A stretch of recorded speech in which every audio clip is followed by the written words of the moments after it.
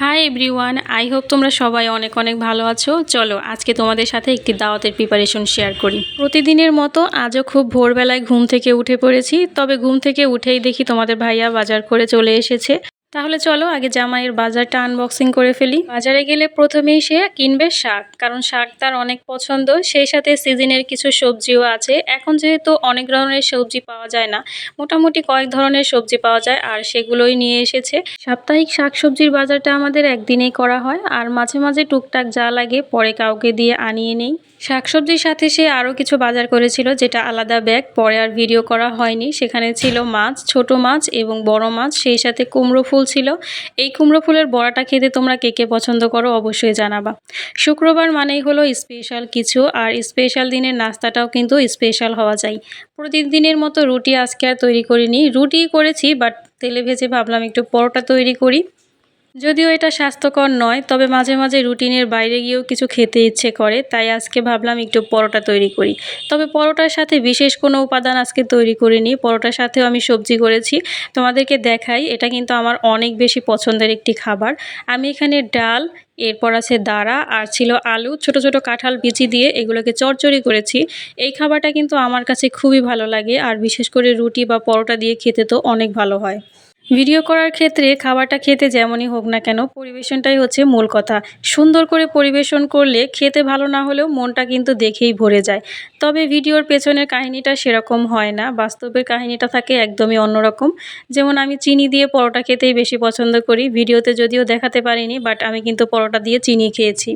নাস্তা খাবার পর ভাবলাম একটু ফ্রুটস খাই, কারণ এই সিজনে অনেক বেশি ফ্রুট পাওয়া যায়, যেমন আম, ড্রাগন ফল, এই দুটো তো অনেক বেশি পাওয়া যায়। আমের চাইতেও ড্রাগন ফলটা আমার কাছে অনেক বেশি ভালো লাগে, আর যদি একটু ভেতরটা লালচে কালার হয় আর একটু মিষ্টি হয় তাহলে তো কোনো কথাই নেই।